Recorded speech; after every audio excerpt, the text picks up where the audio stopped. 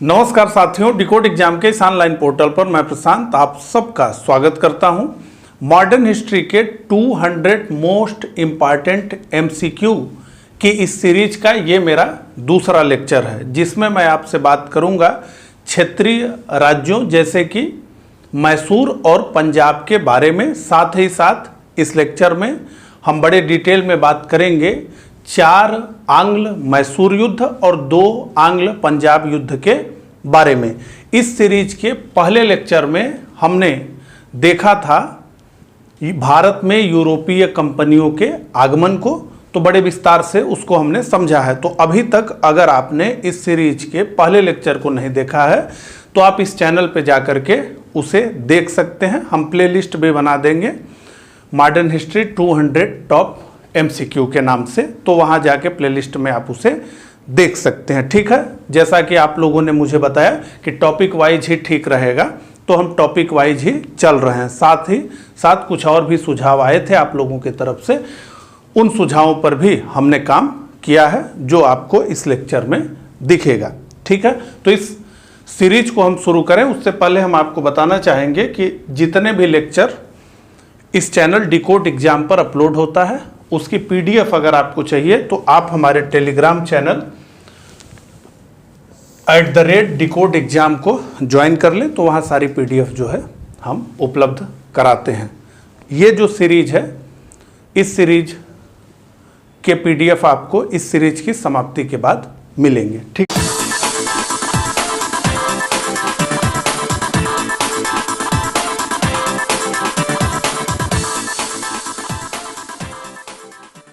तो चलिए इन्हीं सब बातों के साथ जो है इस लेक्चर की शुरुआत करते हैं। ठीक है, तो हमारा पहला क्वेश्चन है, हैदर अली किस वर्ष मैसूर का वास्तविक शासक बना? आप कमेंट में जो है जवाब भी देते चलें। हैदर अली किस वर्ष मैसूर राज्य का वास्तविक शासक बन बैठा? 1775, 1761, 1764, 1766। तो इसका उत्तर क्या होगा? तो इसका उत्तर है 1761। ठीक है, 1761 में जो है हैदर अली मैसूर का वास्तविक शासक बन बैठा। तो थोड़ी बात मैं जो है व्याख्या में आपको बता देता हूं। विजयनगर साम्राज्य तालीकोटा के युद्ध के बाद कमजोर पड़ गया, जो 1565 में लड़ा गया था। विजयनगर बनाम 5 मुस्लिम ताकतें जो बहमनी से टूट करके असल में बनी है। मध्यकालीन इतिहास में इन सबको हम पढ़ते हैं। तो जब विजयनगर कमजोर हुआ तो उसके बाद 1612 में वेंकट द्वितीय के समय में विजयनगर से टूट करके मैसूर एक स्वतंत्र राज्य के रूप में उभरा। और जिस काल की हम बात करना चाहते हैं हैदर अली और टीपू सुल्तान के बारे में, तो उस समय जो है चिक्का कृष्णराज मैसूर का शासक थे। ये एक बालक थे, तो इनके शासन का जो लोग देख रहे थे उसमें जो है 2 भाई थे, एक नंजराज और देवराज। नंजराज जो था वो सर्वाधिकारी था वहां के टर्म में, मैसूर के टर्म में जो है सर्वाधिकारी यानी एक प्रकार से प्रधानमंत्री, और जो है देवराज जो उसका भाई था वो दलवाई था यानी सेनापति। ठीक है, तो दोनों महत्वपूर्ण पद पर ये भाई थे, इन्हीं का जो है अधिकारिता थी। राजा केवल नाम मात्र के थे, वास्तविक शासक ये थे। इसी समय जो है एक साधारण से सैनिक के रूप में जो है हैदर अली धीरे धीरे मैसूर में उठने लगा और फाइनली 1755 में जो है हैदर अली डिंडीगुल का सूबेदार बना। और इसके बाद से जो है फ्रांसीसियों के साथ हैदर अली का गठबंधन भी जो है बना 1755 से ही। और फाइनली 1761 आते आते जो है हैदर अली मैसूर राज्य का वास्तविक शासक बन बैठा। ठीक है, तो ये देखिए, एक बात मैं आपको बताऊं, हमारा उद्देश्य बहुत ज़्यादा क्वेश्चंस डील करने का नहीं है।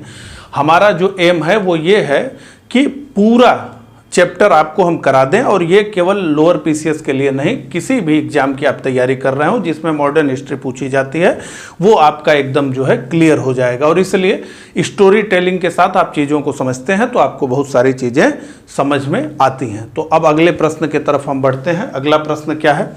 निम्नलिखित में से कौन सा एक सुमेलित है? निम्नलिखित में से कौन सा एक सुमेलित है? प्रथम आंग्ल मैसूर युद्ध, हैदर अली की हार। तो इसमें क्या हुआ था? द्वितीय आंग्ल मैसूर युद्ध, हैदर अली ने अंग्रेजों को हराया। तृतीय आंग्ल मैसूर युद्ध, टीपू सुल्तान युद्ध जीता और अपना भूभाग अंग्रेजों को नहीं दिया। चतुर्थ आंग्ल मैसूर युद्ध, टीपू की हार तथा युद्ध के दौरान उसकी मृत्यु। तो क्या पूछा है? निम्नलिखित में से कौन सा एक युग्म सुमेलित है? तो जैसा कि हम जानते हैं, हम डिस्कस अभी करेंगे डिटेल में। तो प्रथम आंग्ल मैसूर युद्ध में जो है हैदर अली ने अंग्रेजों को हरा दिया था, तो यह वाक्य तो गलत है। द्वितीय आंग्ल मैसूर युद्ध में हैदर अली ने अंग्रेजों को हराया। द्वितीय आंग्ल मैसूर युद्ध के दौरान ही हैदर अली की मृत्यु हो गई और वो युद्ध जो है बड़ा लंबा खींच गया, 1780 से लेकर के 84 तक, और जो है इसमें कोई भी पक्ष नहीं जीता, बल्कि ये बराबरी पर ड्रा हो गया। ठीक है। तृतीय आंग्ल मैसूर युद्ध, टीपू सुल्तान युद्ध जीता और अपना भूभाग अंग्रेजों को नहीं दिया। तो तृतीय आंग्ल मैसूर युद्ध में जो है अंग्रेजों ने टीपू सुल्तान को ठीक प्रकार से जो है घेर लिया और टीपू सुल्तान को इस युद्ध के बाद एक प्रकार से अंग्रेजों ने लंगड़ा बना दिया। बहुत ज्यादा इनके पर युद्ध क्षतिपूर्ति थोपी गई और साथ ही साथ मैसूर राज्य का एक बड़ा भाग जो है निजाम, मराठे और अंग्रेज खा गए, तो बड़ा कमजोर हो गया। और चतुर्थ आंग्ल मैसूर युद्ध, टीपू की हार तथा युद्ध के दौरान उसकी मृत्यु। तो ये चतुर्थ आंग्ल मैसूर युद्ध में हुआ। वेलेज अली ने तय कर लिया था कि टीपू सुल्तान को तो मरना ही होगा, तो फाइनली जो है ये डी आपका उत्तर सही है। ठीक है। अब इसकी व्याख्या दी गई है, एक एक बार जो है हम डिस्कस कर लेंगे। प्रथम आंग्ल मैसूर युद्ध को, द्वितीय आंग्ल मैसूर युद्ध को, तृतीय और चतुर्थ को। तो आप एक चीज देख रहे होंगे कि है तो एक ही क्वेश्चन, लेकिन इसमें हम बहुत सारी चीजें जो है डील करेंगे, तो एक एक करके हम बात कर लेते हैं। तो प्रथम आंग्ल मैसूर युद्ध कब से कब लड़ा गया? तो 1767 से 1769 में लड़ा गया। प्रथम आंग्ल मैसूर युद्ध क्यों हुआ? तो एक जो महत्वपूर्ण कारण है कि जो है अंग्रेजों की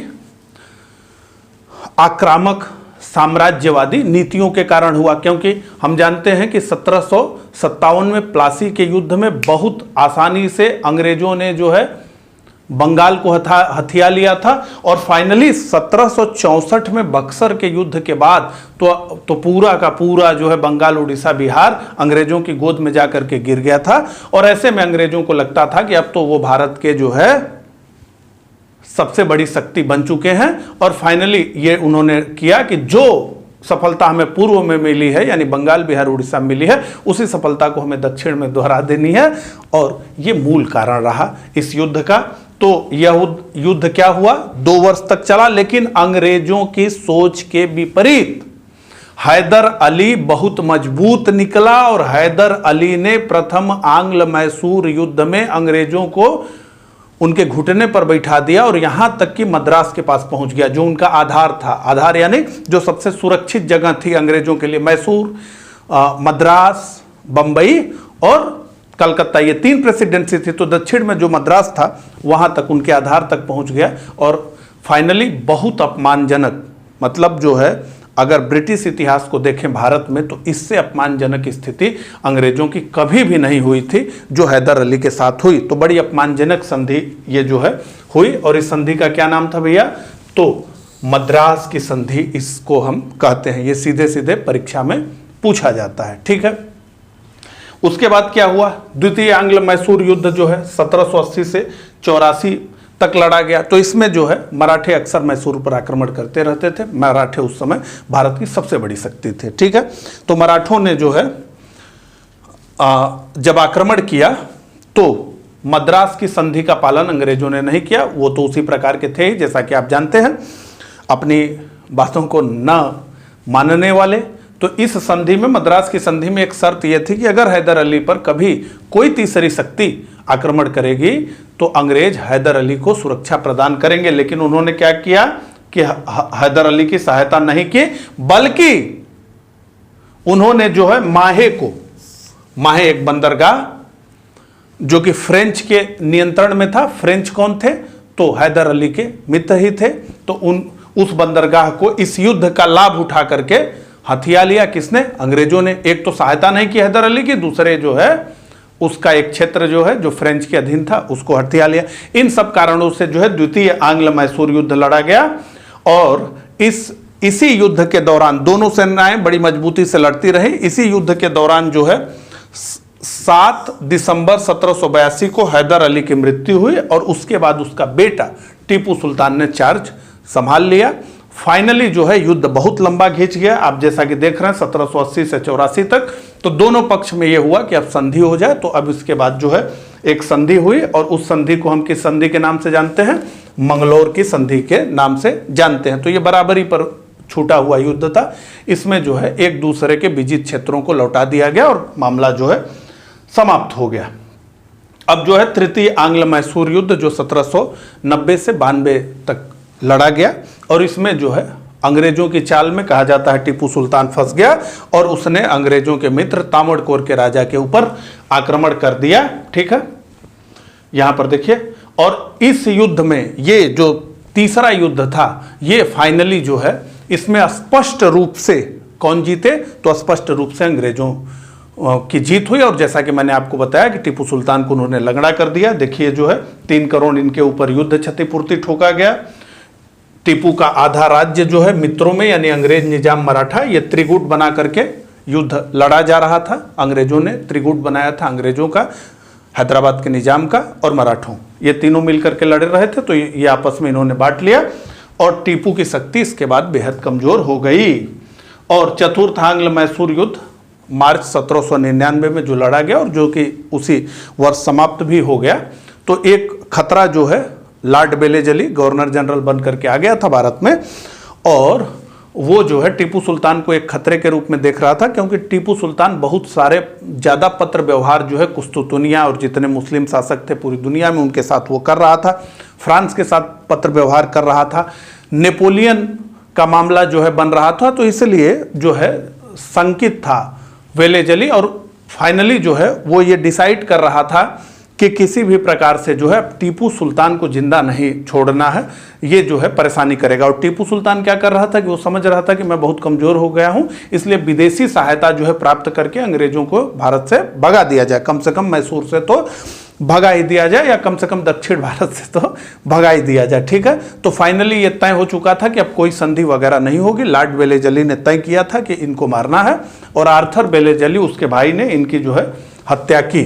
ठीक है, आर्थर बेलेजली, हैरिस और स्टुअर्ट, ये तीनों नाम आपसे पूछे जा सकते हैं। इस युद्ध में सुल्तान तथा उसके पुत्रों को तो फिर जो है इनकी मृत्यु हो गई। तो इनके पुत्रों को जो है देश निकाला हो गया, यानी मैसूर उनको छोड़ना पड़ा। और फाइनली कृष्ण राज वाडियार यानी वाडियार राजवंश फिर से जो है इंस्टॉल कर दिया गया। कहाँ? जो है मैसूर में। और अभी भी जो है मैसूर में वाडियार ही, अब तो राजशाही खत्म हो गई भारत से, लेकिन इनका किला है और कभी वो विश्व के सुंदरतम किलों में जो है उसकी गिनती होती है, जिसका जो है इमेज आपने यहाँ पर देखा। ये जो आप नीचे देखेंगे यहाँ पर तो उसी किले का जो है ये इमेज है। ठीक है, तो इस प्रकार से हमने चतुर्थ आंग्ल मैसूर युद्ध की बात की। देखिए मैं जब बोल रहा हूं तो मेरी बातों को एक प्रकार से हेडफोन लगा के ध्यान से सुन लीजिए, बाद में हम पीडीएफ देंगे ही तो आप पढ़ भी लीजिएगा। ठीक है, तो इसलिए कोई परेशान होने की जरूरत नहीं है। अब तीसरे प्रश्न पर हम आ जाते हैं। ठीक है, दूसरे प्रश्न ने हमारा बड़ा समय ले लिया लेकिन बहुत सारी चीजों को हमने जान भी लिया। तो तृतीय आंग्ल मैसूर युद्ध में टीपू सुल्तान के विरुद्ध युद्धक गठबंधन बनाने वाली शक्तियों में शामिल थे। तृतीय आंग्ल मैसूर युद्ध में टीपू सुल्तान के विरुद्ध युद्धक गठबंधन बनाने वाली शक्तियों में शामिल थे निजाम, कर्नाटक के नवाब तथा अंग्रेज। अब इसका उत्तर देते चलिए। मराठा, अंग्रेज तथा कर्नाटक के नवाब, अंग्रेज, मराठा और निजाम, और डी मराठा, कर्नाटक के नवाब तथा अंग्रेज। तो जैसा कि मैंने अभी आपको बताया कि ये तो ऑप्शन गलत ही होगा और ये ऑप्शन भी गलत होगा। हमने क्या देखा? अंग्रेज, मराठा और निजाम। तो ये ऑप्शन सही है, तो इसका उत्तर होना चाहिए सी। तो इसकी व्याख्या तो हम पहले से ही कर लिए हैं, तो यहाँ पर उत्तर आपको दिख रहा है सी। ठीक है, तो ये तो प्रश्न बहुत जल्दी खत्म हो गया, आप लोग काफ़ी खुश हो गए होंगे। हाँ, अब अगला प्रश्न यानी चौथा प्रश्न। किस युद्ध के पश्चात लॉर्ड कॉर्नवालिस ने कहा कि हमने अपने शत्रु को प्रभावशाली ढंग से पंगु बना दिया है तथा साथियों को भी शक्तिशाली बनने नहीं दिया है। तो ये वाक्य किस युद्ध की समाप्ति के बाद लॉर्ड कॉर्नवालिस ने कहे? प्रथम आंग्ल मैसूर युद्ध, द्वितीय आंग्ल मैसूर युद्ध, तृतीय आंग्ल मैसूर युद्ध और चतुर्थ आंग्ल मैसूर युद्ध। तो जैसा कि हम जानते हैं कि पहले में तो अंग्रेज ही मुंह की खाए, दूसरे में टाई पर ही मैच छूट गया, मैच यानी युद्ध, और तीसरे में टीपू को लंगड़ा बना दिया गया, पंगु बना दिया गया। तो ये निश्चित रूप से तृतीय आंग्ल मैसूर युद्ध ही होना चाहिए और जो है उत्तर भी सी है, यहां पर आप जैसा कि देख सकते हैं। ठीक है, तो ये तृतीय आंग्ल मैसूर युद्ध के बाद जो है लॉर्ड कॉर्नवालिस ने ये बात कहा। तो शत्रु कौन? तो मैसूर, और जो है साथी कौन? तो निजाम और मराठा। ठीक है, आगे बढ़ते हैं। अगला प्रश्न, पांचवा प्रश्न जो है आपके स्क्रीन पर, तृतीय आंग्ल मैसूर युद्ध 1790 के समय कौन अंग्रेज गवर्नर जनरल था? A Lord Wellesley, B Warren Hasting, C Verelst और डी लॉर्ड कॉर्नवालिस। तो जैसा कि अभी तक इतना आपने पढ़ा तो आपको अंदाजा लग गया होगा कि ये लॉर्ड कॉर्नवालिस ही था। वेरेलस्ट कौन था? ये जो है प्रथम आंग्ल मैसूर युद्ध के समय था। और जो है वारेन हेस्टिंग कौन था, किस समय था? तो ये जो है द्वितीय आंग्ल मैसूर युद्ध के समय था। और लॉर्ड वेलेजली फाइनली चतुर्थ आंग्ल मैसूर युद्ध के समय था। तो यहां पर व्याख्या है, आप देख सकते हैं। प्रथम आंग्ल मैसूर युद्ध के समय अंग्रेज गवर्नर वेरेलस्ट, द्वितीय आंग्ल मैसूर युद्ध वारेन हेस्टिंग, तृतीय आंग्ल मैसूर युद्ध लॉर्ड कॉर्नवालिस और चतुर्थ आंग्ल मैसूर युद्ध के समय लॉर्ड वेलेजली, जिसने तय कर लिया कि टीपू को तो मरना ही होगा। अगला प्रश्न, लॉर्ड वेलेजली द्वारा कहा गया यह कथन पूरब का साम्राज्य हमारे पैरों पर है संबंधित है। यहां पूरब का मतलब है जो है भारत से। ठीक है, ए प्रथम आंग्ल मैसूर युद्ध, बी द्वितीय आंग्ल मैसूर युद्ध, सी तृतीय आंग्ल मैसूर युद्ध और डी चतुर्थ आंग्ल मैसूर युद्ध। तो कब कहा गया होगा? तो यह निश्चित रूप से चतुर्थ आंग्ल मैसूर युद्ध के बाद जब टीपू सुल्तान को मार दिया गया तब यह कहा गया होगा। और यह किस परिप्रेक्ष्य में है? तो एक बार जो है अंग्रेजों की विजय को हम समराइज करके समझते हैं। अंग्रेज 1757 में प्लासी में जीत करके आए, बंगाल बिहार उड़ीसा पर अप्रत्यक्ष नियंत्रण।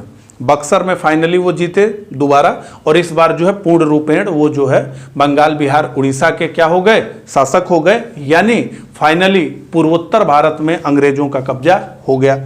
उसके बाद जो है अंग्रेज कहाँ आए?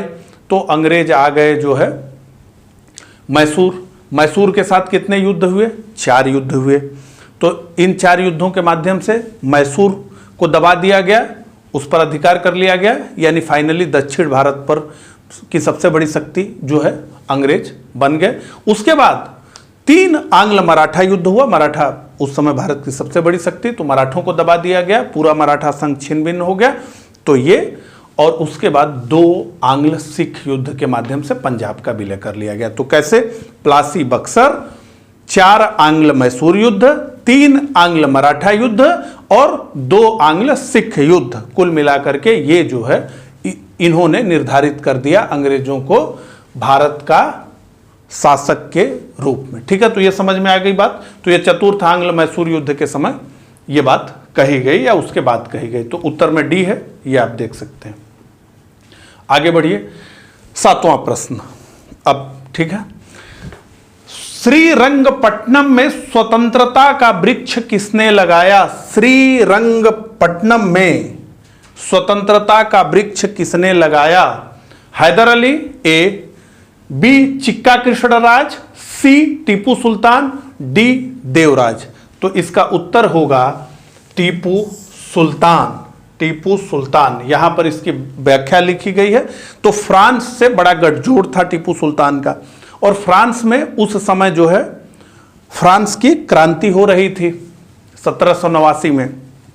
तो जो है टीपू सुल्तान फ्रांस की क्रांति से प्रभावित था और इस नाते से जो है उसने श्रीरंगपट्टनम में स्वतंत्रता का वृक्ष लगाया और साथ ही साथ जो है जेकोबिन क्लब का वो सदस्य बना। कमेंट करके मुझे बताइएगा जेकोबिन क्लब क्या है। तो चलिए मैं बता देता हूं। तो जो जेकोबिन जो है, उस जो फ्रांस की क्रांति हुई थी उस समय एक क्लब था जिसका पूरा नाम था Society of the Jacobins, friend of freedom and equality. तो समानता और स्वतंत्रता के दोस्त जेकोबिन्स, उस क्लब का ये सदस्य भी रहा। उसके अलावा जो है फ्रांस की क्रांति की बात हो रही, तो फ्रांस की क्रांति में 3 नारे दिए गए। कौन कौन से? लिबर्टी, इक्वलिटी, फर्टिनिटी, यानी स्वतंत्रता, समानता, भाईचारा। ठीक है, तो ये जो है खुद को फ्रांस की क्रांति से प्रभावित होकर के ही अपने को जो है नागरिक टीपू कहता था। ठीक है, शासक टीपू नहीं, नागरिक टीपू, समानता की बात। नागरिक टीपू और स्वतंत्रता का वृक्ष इसने लगाया जो है, और जेकोबिन क्लब का ये जो है सदस्य बना। इसके अलावा कुछ बातें मैं टीपू सुल्तान के बारे में आपको बता दूं। अगर समकालीन भारतीय इतिहास को देखा जाए टीपू सुल्तान के समय को, तो उस समय सबसे दूरदर्शी ये शासक था, सबसे पढ़ा लिखा। हालांकि हैदर अली अनपढ़ था, लेकिन ये बहुत पढ़ा लिखा था, सब विषयों को ये समझता था, बहुत अच्छा योद्धा भी था, जो है बहुत वीर भी था और बहुत साहसी भी था। और उसके अलावा बहुत सारे जो है सुधार इसने शुरू किए, जो है जैसे नया कैलेंडर लागू किया, सिक्के की ढलाई का जो है, माप तोल के नए पैमाने का प्रयोग, यूरोपीय कंपनियों की तरह व्यापारिक कंपनी स्थापित करने का प्रयास, ये सारी चीज़ें जो है, और एक जो है अपनी नौसेना विकसित करने का भी प्रयास इसने किया। हालांकि लगातार चलते हुए युद्धों ने बहुत जो है इस क्षेत्र में समय नहीं दिया कि टीपू सुल्तान सुधार कर पाए। हालांकि सोच, विचार, वीरता, इन सब में अपने जो है समकालीन लोगों से टीपू सुल्तान आगे था। ठीक है, हालांकि हिंदुओं के जबरिया धर्मांतरण का भी इसके ऊपर आरोप है, और इसे जो है दक्षिण का औरंगजेब भी कहा जाता है। अब बढ़ते हैं अगले प्रश्न पे, 8वें प्रश्न पे हम आते हैं। प्रश्न देखा जाए, 18वीं शताब्दी के निम्नलिखित शासकों में से किसने कैलेंडर, सिक्का ढलाई और माप तोल तथा नाप की नई पद्धति प्रचलित की, अनुशासित फौज संगठित की, आधुनिक शस्त्रागार का निर्माण किया, रेशम उत्पादन और व्यापार को बढ़ावा दिया? तो अभी हमने इसके बारे में बात की थी, तो निश्चित रूप से ही ये जो है टीपू सुल्तान है। तो इसका उत्तर है डी। और मुझे कमेंट करके जो है मैसूरी रॉकेट के बारे में बताइएगा। ठीक है, इन लोगों ने रॉकेट भी विकसित किया था, तो उसके बारे में कमेंट करके बताइए अगर आपको कुछ जानकारी हो तो। अगला प्रश्न, 9वां प्रश्न, किस भारतीय शासक ने कहा था कि शेर की तरह एक दिन भी जीना अच्छा है, लेकिन भेड़ की तरह लंबी जिंदगी जीना बेकार है? हैदर अली, बी मीर कासिम, सी रणजीत सिंह, डी टीपू सुल्तान। तो निश्चित रूप से यह बात जो है टीपू सुल्तान ने कही थी, और मरते दम तक इसने जो है अपनी बात की लाज रखी और आत्मसमर्पण इसने नहीं किया। सहायक संधि का प्रस्ताव बेलेजली का नहीं स्वीकार किया, और जो है फाइनली चतुर्थ आंग्ल मैसूर युद्ध में वीरों की तरह लड़ते हुए मारा गया। तो ये उसकी व्याख्या है। अगला प्रश्न, और मैसूर से यह अंतिम प्रश्न, टीपू सुल्तान के संबंध में निम्नलिखित वक्तव्यों पर विचार कीजिए। आईएएस की तरह का प्रश्न हो गया ये तो। पहला, उसने ब्रिटिश से कोई संधि नहीं की। तो हमने तो देखा कि मंगलोर की संधि इसने की और श्रीरंगपट्टनम की संधि की, तो यह वाक्य गलत है। अच्छा, अब गलत लिखना है कि सही, इसको देख ले। तो उसका मराठों से कोई झगड़ा नहीं था, तो निश्चित रूप से झगड़ा तो था। उसने फ्रेंचों से मैत्री सहयोग मांगा, निश्चित रूप से मांगा। ब्रिटिश से युद्ध करते हुए उसका पराभव हुआ, तो अंग्रेजों से लड़ते हुए पराभव क्या, ये तो मारा भी गया। उपर्युक्त कथनों में कौन एक गलत, अच्छा उपयुक्त कथनों में 1, 2 और 3 सही हैं, 2, 3 और 4 सही हैं, 3 और 4 सही हैं, 1 और 4 सही हैं। तो ये तो जो है गलत है पहला। तो 2, 3 और 4 सही होने चाहिए, यानी बी इसका उत्तर होना चाहिए। देखा जाए, हाँ तो बी ही इसका उत्तर है। ठीक है, बी यहां पर जो है इसका उत्तर भी नहीं लिखा गया है। ठीक है, तो इसका बी होगा उत्तर ये जो है आप देख लीजिएगा, ठीक है। उसका मराठों से झगड़ा था, उसने फ्रेंचों से मैत्री सहयोग मांगा तो मांगा, ब्रिटिश से युद्ध करते समय उसका पराभव हुआ, उसने ब्रिटिश से कोई संधि नहीं की। ध्यान दीजिए, इसमें 2 वाक्य गलत हैं, ठीक है, ये दोनों वाक्य जो है गलत हैं। तो इसमें जो है 3 और 4 सही है। सॉरी, ऑप्शन जो है ये जल्दी में जो है मैं दूसरे ऑप्शन को नहीं पढ़ पाया है, तो इस चीज़ को ध्यान रखा करिए। अक्सर जो है परीक्षाओं में यही होता है, जो मेरे साथ हुआ।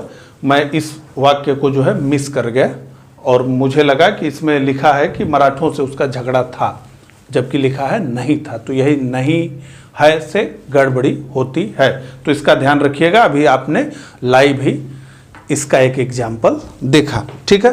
तो 10 क्वेश्चन हमने कर लिया। कमेंट करके मुझे बताइए कि क्या ये मेरा तरीका ठीक है। तो अब आगे बढ़ते हैं, अब सीधे आ जाते हैं सिख साम्राज्य पर, और पहला प्रश्न इसमें से हम जो है देखते हैं। तो सिख साम्राज्य का पहला और हमारे सीरीज का ये जो है 11वां इस लेक्चर का। तो निम्नलिखित में से कौन सा एक सिख मिसल नहीं है? निम्नलिखित में से कौन सा एक सिख मिसल नहीं है?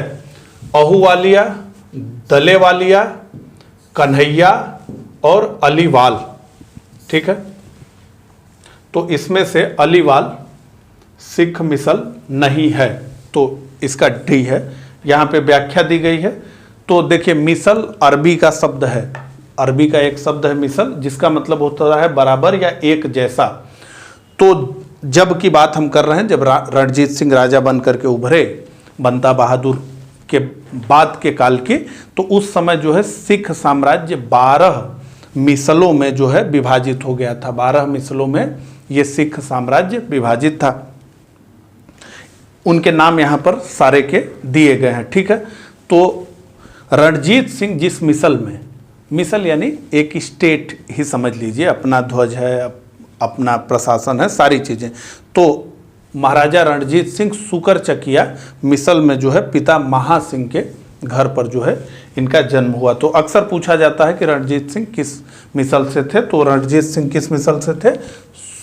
सुकर चकिया या सुकेर चकिया, अलग अलग इस तरह करके नाम आता है। जैसे कि मैंने आपको लिया वाडियार, तो वाडियार को आडियार भी कहते हैं, ठीक है। तो अगला प्रश्न, 12वां प्रश्न, निम्नलिखित में से किसने कहा था कि ईश्वर की इच्छा थी कि मैं सब धर्मों को एक निगाह से देखूं, इसलिए उसने दूसरी आंख की रोशनी ले ली? तो एक आंख ही काम करती थी महाराजा रणजीत सिंह की, ठीक है। और उसी बात को उन्होंने, चेचक की बीमारी हो गई, उससे उनकी आंख की रोशनी चली गई। उसी बात को जो है उन्होंने कहा कि ये ईश्वर ने इसलिए किया मेरे साथ कि मैं सबको एक आंख से देखूं। एक आंख से देखने का क्या मतलब होता है? एक आंख से देखने का मतलब है कि सबको समान रूप से देखूं, ठीक है। ये मुहावरा भी है। तो ये कथन महाराजा रणजीत सिंह के हैं, ठीक है। आगे बढ़िए, ये व्याख्या में जो बातें मैंने आपको बताई वो लिखी हुई है। आगे तीसरा प्रश्न, महाराजा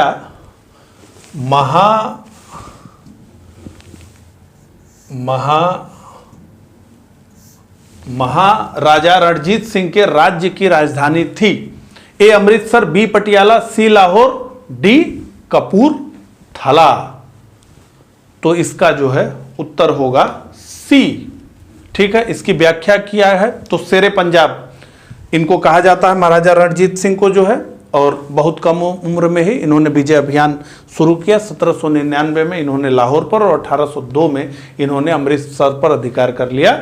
और इस प्रकार से पंजाब की राजनीतिक राजधानी यानी लाहौर और धार्मिक राजधानी यानी अमृतसर दोनों ही इनके अधीन आ गई।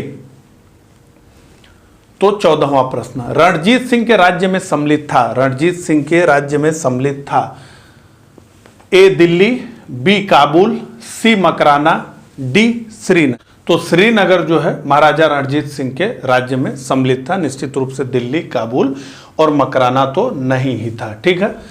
तो महाराजा रणजीत सिंह ने 1839 इनका जो है शासनकाल, सिख साम्राज्य का नेतृत्व किया। रणजीत सिंह ने विभिन्न सैन्य अभियानों एवं संधियों के माध्यम से सिख साम्राज्य का विस्तार किया।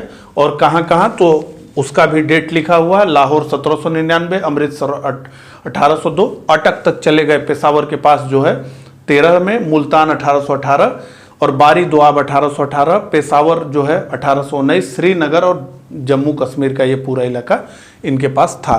हमने एक जो है कश्मीर समस्या का लेक्चर बनाया, उसमें जो है हमने ये बात की कि किस प्रकार से जो है फिर प्रथम आंग्ल सिख युद्ध के बाद जो है कश्मीर को अंग्रेजों ने बेच दिया गुलाब सिंह के हाथों में। ठीक है, अभी उस पर हम आएंगे। अगला 15वां प्रश्न, अमृतसर की संधि कब हुई थी? 1825, 1809, 1848, 1844। तो ये बी इसका उत्तर सही है। 1809 में ये संधि हुई थी चार्ल्स मेटकाफ के साथ महाराजा रणजीत सिंह की। देखिए, इसका बैकग्राउंड बता रहा हूं मैं आपको। महाराजा रणजीत सिंह बहुत तेजी से विस्तार कर रहे थे, तो सतलज के पूर्व के जो राज्य थे सतलज नदी के, वो जो है बेहद घबरा गए थे और वो अंग्रेजों से सुरक्षा मांग रहे थे कि पता नहीं ये कब जो है हमारे ऊपर आक्रमण कर देंगे। और ऐसे में जो है अंग्रेजों ने महाराजा रणजीत सिंह के साथ जो है एक संधि की, जो है ये चार्ल्स मेटकाफ और महाराजा रणजीत सिंह के मध्य हुई। इस संधि में ये तय किया गया कि शीश सतलज यानी सतलज के पूर्व शीश सतलज के राज्यों पर जो है महाराजा रणजीत सिंह आक्रमण नहीं करेंगे। और यही कारण था कि सतलज के पूर्व यानी ये जो आज के भारतीय हिस्से की बात करें पंजाब के, उस तरफ महाराजा रणजीत सिंह नहीं बढ़े, बल्कि सतलज के पश्चिम में ही वो बढ़ते चलेगा और यहाँ तक कि वो पेशावर तक चले गए। 16वां प्रश्न, अंग्रेजों की पंजाब विजय के संदर्भ में निम्नलिखित कथनों पर विचार कीजिए। पहला, 1845 में प्रथम आंग्ल सिख युद्ध हुआ और खालसा की हार के साथ युद्ध समाप्त हुआ। दूसरा, पंजाब पर जिस समय अंग्रेजों, समय यह है, ठीक है, समय जिस समय अंग्रेजों का कब्जा हुआ उस समय लॉर्ड डलहौजी भारत का गवर्नर जनरल था। तीसरा, 1848 ईस्वी में पंजाब में अंग्रेजों के विरुद्ध कई विद्रोह हुए और उसके बाद द्वितीय आंग्ल सिख युद्ध हुआ। उपयुक्त में से कौन सा कथन सत्य है? तो 1845 में प्रथम आंग्ल सिख युद्ध हुआ और खालसा की हार के साथ युद्ध समाप्त हुआ, सही है वाक्य। पंजाब पर जिस समय अंग्रेजों का कब्जा हुआ उस समय लॉर्ड डलहौजी भारत का गवर्नर जनरल था, यानी जब पंजाब को अंग्रेजी राज्य में मिला लिया गया, यह भी कथन ठीक है। तीसरा, 1848 में पंजाब में अंग्रेजों के विरुद्ध कई विद्रोह हुए और उसके बाद द्वितीय आंग्ल सिख युद्ध हुआ, यह भी सही है। तो उपयुक्त में से कौन सा कथन सत्य है? तो इसका मतलब है उपयुक्त सभी कथन सत्य हैं, यानी तीनों कथन सत्य हैं। इसका उत्तर देखा जाए तो उत्तर है डी, यानी जो है सभी। और जो है इसकी व्याख्या देख ली जाए तो प्रथम आंग्ल सिख युद्ध कब से कब लड़ा गया? जो है 1845 के पश्चात पंजाब अंग्रेजों के संरक्षण में आ गया। 45 से 46 तक ये युद्ध चला था, परंतु दिलीप सिंह गद्दी पर बने रहे। जो है इसकी भी बात हम डिटेल में आगे करते हैं। 1848 में पंजाब में अंग्रेजों के विरुद्ध कई विद्रोह, उसके बाद द्वितीय आंग्ल सिख युद्ध हुआ और इस युद्ध में पंजाब की सेना पराजित हुई एवं पंजाब को अंग्रेजों ने अपने राज्य में मिला लिया। उस समय भारत का गवर्नर जनरल था लॉर्ड डलहौजी। लॉर्ड डलहौजी की हड़प नीति, ठीक है। तो एक बार जो है ये आप देख सकते हैं, विकिपीडिया से हमने लिया है। आप कमेंट करेंगे तो हम इस तरह के ज़्यादा से ज़्यादा प्रयास करेंगे। अगर आप केवल जो है एमसीक्यू को बस जो है प्रश्न और उसका उत्तर सुनना चाहते हैं तो हमारे इतने प्रयास करने का जो है बहुत फायदा नहीं होगा। एक जो है हमने सोचा कि हम करते हैं जो है, ठीक। तो महाराजा रणजीत सिंह की मृत्यु हो गई जो है 1839 में। इनके बाद जो है शासक बने महाराजा खड़क सिंह, यानी इनके पुत्र जो है, इनका रीजन रहा। ये 27 जून को गद्दी पर बैठे, 8 अक्टूबर 39 में जो है इनका मामला समाप्त हो गया जो है 103 दिन में। फिर नौनिहाल सिंह राजा बने। तो जितने योग्य जो है महाराजा रणजीत सिंह थे उतने ही अयोग्य इनके पुत्र हुए और बहुत कम रीजन में जो है ये चले गए। तो नौनिहाल सिंह का रीजन कब रहा? 8 अक्टूबर 39 में बैठे गद्दी पे, 6 नवंबर 1840 यानी 1 साल 29 दिन। उसके बाद जो है रीजेंट के रूप में महारानी चंदा कौर, ये 73 दिन तक इनका रीजन रहा। महाराजा शेर सिंह उसके बाद गद्दी पे आए, 2 साल 240 दिन ये गद्दी पर रहे और उसके बाद फाइनली दिलीप सिंह राजा बनाए गए। ये जो है एक 10 साल के लड़के थे। आप इनका देख लीजिए, इनका डेट ऑफ कब था तो 6 दिसंबर 1838 में ये जन्मे और शासक कब बन गए तो 15 सितंबर 1843 को ये शासक बन गए, यानी जो है 10 वर्ष के उम्र में बन गए। तो ये जब शासक बने तो उसके बाद जो है महारानी जिंदन कौर इनकी माँ थी, वो इनकी रीजेंट बनी, ठीक है, वाइफ ऑफ रंजीत सिंह। तो रंजीत सिंह की सबसे छोटी पत्नी जिनके पुत्र थे दिलीप सिंह वो शासक बन गए और जो है जिद्दन जो थी रानी ये जो है उनकी माँ दिलीप सिंह की वो उनकी संरक्षिका बन गई, ठीक है। अब अगला प्रश्न 17वां, लाहौर की संधि किस युद्ध के समाप्त होने के पश्चात समाप्त हुई? प्रथम आंग्ल सिख युद्ध, द्वितीय आंग्ल सिख युद्ध, आंग्ल मैसूर युद्ध और इनमें से कोई नहीं। तो लाहौर की संधि हुई प्रथम आंग्ल सिख युद्ध के बाद। जल्दी से थोड़ा इस पर मैं जो है बात बता देता हूं। तो मृत्यु हो गई महाराजा रणजीत सिंह की, एक के बाद एक कई शासक आए, फाइनली दिलीप सिंह 10 साल का लड़का जो है शासक बना 43 में और जिद्दन कौर संरक्षिका बनी। तो जिद्दन कौर एक अति महत्वाकांक्षी महिला थी और खालसा जो है सेना को वो नियंत्रित करना चाहती थी और एक तरफ जो है अंग्रेजों की प्रसारवादी नीति, वो इतना जो है पंजाब राज्य को खुले में छोड़ने के मूड में नहीं थे, वो चाह ही रहे थे कि इसको ब्रिटिश राज में मिलाना है। फाइनली इन सब कारणों ने जो है प्रथम आंग्ल सिख युद्ध की भूमिका तैयार कर दी और इस प्रथम आंग्ल सिख युद्ध में जो है मुदकी का युद्ध हुआ, फिरोज शाह का युद्ध हुआ, असीवाल का युद्ध हुआ जो है, जिसमें दोनों तरफ सेनाएं मजबूती से, सिख बड़ी मजबूती से लड़े इस युद्ध में, लेकिन फाइनली जो है सबराओं के युद्ध में सिखों की हार हुई और इसमें जो है बहुत ज़्यादा गद्दारी जो है सिखों की तरफ से 2 लोगों ने किया था, उनका नाम हम आगे देखेंगे। तो इन सब कारणों से ये हार हो गई और इस हार के बाद जब सिख हारे तो संधि हुई। संधि में क्या हुआ कि प्रथम आंग्ल सिख युद्ध के बाद लाहौर की संधि हुई जिसमें सिखों ने सतलज पार के प्रदेशों पर अपना दावा सदा के लिए छोड़ दिया कि सतलज के पार हम नहीं जाएंगे। उसके अलावा 1.5 करोड़ रुपए क्षतिपूर्ति भी सिखों से वसूला गया कि 1.5 करोड़ रुपए दीजिए। उसमें से कुछ पैसा इन्होंने नगद दिया और 1 करोड़ रुपए के बदले में जो है कश्मीर का क्षेत्र जो है अंग्रेजों को इन्होंने दे दिया, जिसे फाइनली उन्होंने गुलाब सिंह को बेच दिया और प्रिंसली स्टेट कश्मीर की शुरुआत हो गई। तो कश्मीर समस्या पर अगर मेरा लेक्चर बड़े डिटेल में आपको देखना हो तो इसी चैनल डिकोड एग्जाम पर आप देख सकते हैं। सिखों से वसूला गया तथा सिख सेना की संख्या सीमित कर दी गई, बहुत बड़ी सेना नहीं रखा जा सकता, ठीक है। तो अब जो है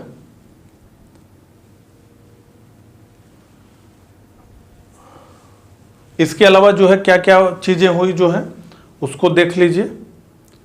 ये अभी हमारा जो है आगे ही है, ठीक है। ये इसमें जो है ये सी दिखा रहा है, इसका कोई विशेष मतलब नहीं, इसका तो यहाँ रहने का कोई मामला ही नहीं है, ठीक है। वही व्याख्या हमारी आगे बढ़ रही है। तो उसके अलावा ये तो सिखों को देना हुआ, सिखों को मिला क्या, तो अंग्रेजों को जो है दिलीप सिंह को राजा अंग्रेजों ने मान लिया कि फाइनली दिलीप सिंह राजा रहेंगे और जिद्दन जो रहेंगी रानी वो उनकी संरक्षिका रहेंगी यानी रीजेंट रहेंगे और लाल सिंह जो रहेगा वो जो है प्रधानमंत्री बनेगा पंजाब का। इसको मान्यता जो है अंग्रेजों ने दे दिया। लेकिन उसके बाद भी अंग्रेजों का लालच बढ़ता चला गया और उन्होंने भैरोवाल की संधि जो है यहाँ भैरोवाल की संधि हुई दिसंबर 1946 में और इस संधि में क्या हुआ, इस संधि के तहत रानी जिंदन की संरक्षिता समाप्त कर दी गई। रानी जिंदन को कहा गया कि आप रीजेंट नहीं रहेंगे। लाहौर में एक अस्थाई फौज रख दी गई जो है पंजाब के प्रशासन को चलाने के लिए एक परिषद गठित कर दी गई और इसके साथ अंग्रेजों ने संपूर्ण पंजाब पर अपना अप्रत्यक्ष नियंत्रण ले लिया। अब रानी जिंदन जो है संरक्षिका के पद से हट गई। अगला प्रश्न, प्रथम आंग्ल सिख युद्ध में सिखों की पराजय का सबसे महत्वपूर्ण कारण क्या था? ए, सिखों की दोषपूर्ण रणनीति सबसे महत्वपूर्ण कारण पूछा जा रहा है, ध्यान दीजिए। बी, सिखों के पास आधुनिक शस्त्रों का अभाव। निश्चित रूप से महाराजा रणजीत सिंह की सेना विश्व के सर्वोत्तम सेनाओं में से एक थी, तो ऐसा नहीं था। सिख सेनापतियों का विश्वासघात, निश्चित रूप से यह सही है, तो सी इसका उत्तर सही है। आप यहाँ देख सकते हैं, यही सी का ऑप्शन उस पर भी चला गया। स्लाइड बनाते हुए जो है इस तरह की गड़बड़ी हो जा रही है, इसीलिए पीडीएफ हम बाद में देते हैं ताकि अगर कोई दिक्कत हो तो उसे हम ठीक कर सकें। ठीक है, तो प्रथम आंग्ल सिख युद्ध 1845-46 ईस्वी में सिखों की पूर्णतः हार हुई और इसमें जो है गद्दारी दो लोग कर रहे थे, लाल सिंह और तेजा सिंह। निश्चित रूप से अन्य कारण थे ही, लेकिन दो जो है लोग गद्दारी कर रहे थे सिख सेना के साथ, अंग्रेजों को सूचना दे रहे थे, लाल सिंह और तेजा सिंह।